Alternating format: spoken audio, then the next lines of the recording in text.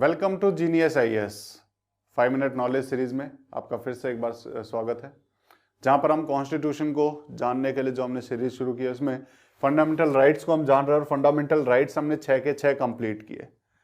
अभी एक छोटा सा डाउट आपके मन में आया होगा कि मैंने जब फंडामेंटल राइट्स को शुरू किया था तब मैंने बताया था फंडामेंटल राइट्स हमारे पार्ट 3 में लिखे गए हैं और आर्टिकल 12 से लेकर आर्टिकल 35 तक यानी आर्टिकल 12 टू 35 तक लिखे गए हैं और मैंने आर्टिकल 32 में ही 6 के 6 राइट्स कंप्लीट कर दिए। अब बाकी के 3 आर्टिकल किस लिए कि 33, 34 और 35 कहाँ गए? उन्हीं 33, 34 और 35 को हम आज देखेंगे कि ये क्या कहते हैं। 12 से 35 तक फंडामेंटल राइट हैं, लेकिन 14 को अगर हम देखें आर्टिकल 14 से शुरू करें, आर्टिकल 14 से लेकर आर्टिकल 32 तक यहाँ पर एक्चुअल में राइट्स जो हमारे 6 के 6 हैं वो लिखे गए हैं। इसके अलावा इन राइट्स के ऊपर क्या क्या रेस्ट्रिक्शंस लगाए जा सकते हैं, इन राइट्स को कैसे छीना जा सकता है, वो हमें 33, 34 और 35 में बताया जाएगा। ठीक है, वही चीजें हम सीखेंगे कि 33 में क्या है, 34 में क्या और 35 में क्या है। तो सबसे पहले 33 को शुरू करते हैं। 33 में क्या लिखा हुआ है कि पार्लियामेंट अगर चाहे तो पार्लियामेंट रेस्ट्रिक्ट कर सकती है फंडामेंटल राइट्स को। किसके? जो भी आर्म्ड फोर्सेस के जितने भी एम्प्लॉय हैं, पैरामिलिट्री फोर्सेस में जितने हैं, पुलिस फोर्सेस में जितने हैं, इंटेलिजेंस एजेंसीज में जितने हैं, एनालॉगस फोर्सेस में जितने हैं, इन सब के फंडामेंटल राइट्स को रेस्ट्रिक्ट किया जा सकता है। लेकिन कौन कर सकता है, ये जरूरी है। इसको किया जा सकता है सिर्फ और सिर्फ पार्लियामेंट के द्वारा। क्या ऐसा कभी हुआ है? क्या पार्लियामेंट ने कभी कभी किसी का राइट रेस्ट्रिक्ट किया है? हाँ, किया है। सभी के अपने अपने एक्ट्स हैं। एयरफोर्स के लिए एयरफोर्स एक्ट है, आर्मी के लिए आर्मी एक्ट है, नेवी के लिए नेवी एक्ट है, पुलिस फोर्स के लिए पुलिस फोर्सेज एक्ट है। हर एक के लिए अपने अपने एक्ट बनाए हुए हैं जिसके अंतर्गत कुछ फंडामेंटल राइट्स को ऑलरेडी रेस्ट्रिक्ट किया गया है।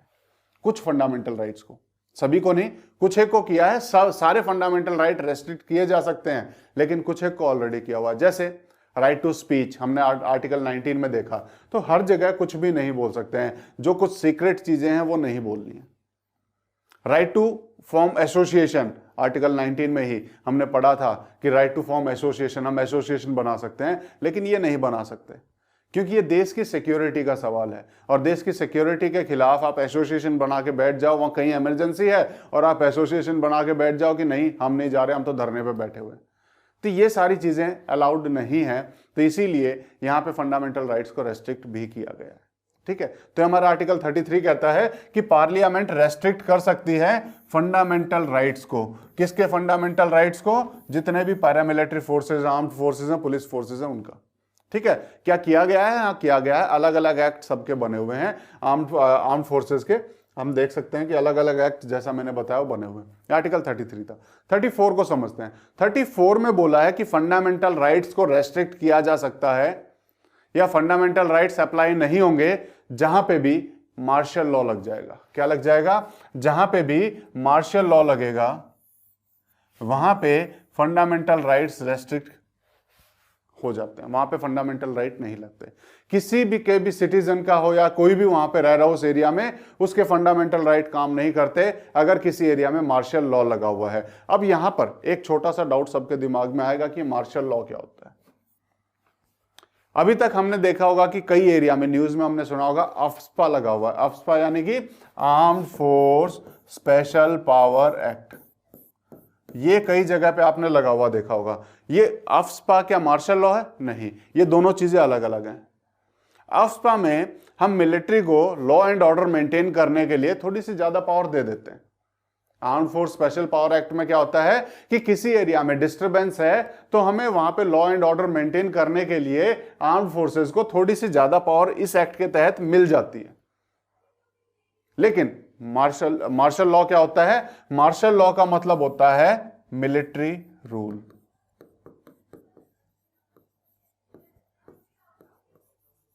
क्या होता है? Military rule. बेसिकली किसी भी डिस्ट्रिक्ट में, किसी भी जगह पे एडमिनिस्ट्रेशन, प्रशासन चलता कैसे?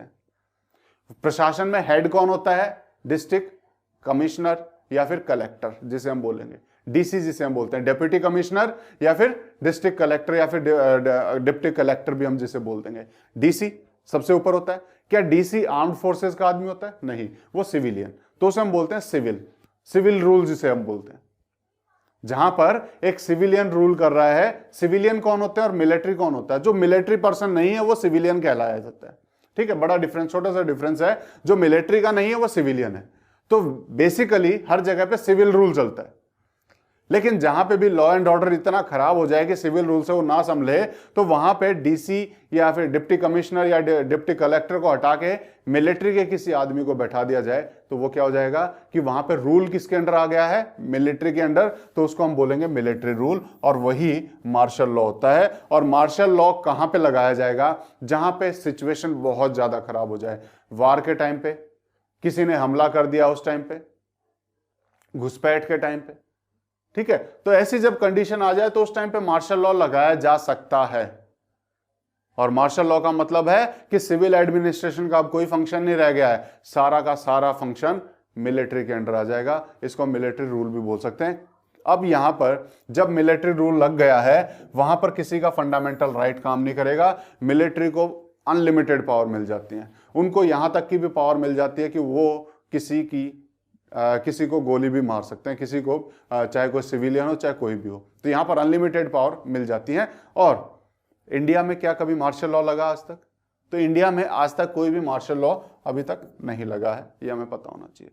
तो ये हमारा आर्टिकल 34 कहता है कि जहां पे भी मार्शल लॉ लगेगा वहां पे लोगों के फंडामेंटल राइट हम छीन सकते हैं, वहां पे लोगों के फंडामेंटल राइट रेस्ट्रिक्ट किए जा सकते हैं। वहां पे ये नहीं बोल सकते कि हमारा ये फंडामेंटल राइट है तो मिलिट्री आके हमसे कुछ पूछताछ नहीं कर सकती। यहां पे मिलिट्री के पास अनलिमिटेड पावर हो जाती है और इनके फंडामेंटल राइट वायलेट हो जाते हैं। ठीक है, तो यहां पे एक चीज और, एक वर्ड को और मैं बताना चाहूंगा, इंडेमनीफाई कर दिया जाता है मिलिट्री के ऑफिसर्स को, कि मिलिट्री के द्वारा कोई भी किया गया एक्ट पार्लियामेंट के द्वारा किया गया एक्ट माना जाता है कि पार्लियामेंट ने वो एक्ट किया गया है। ठीक है, तो इंडेमनीफाई हो जाता है वो चीजें।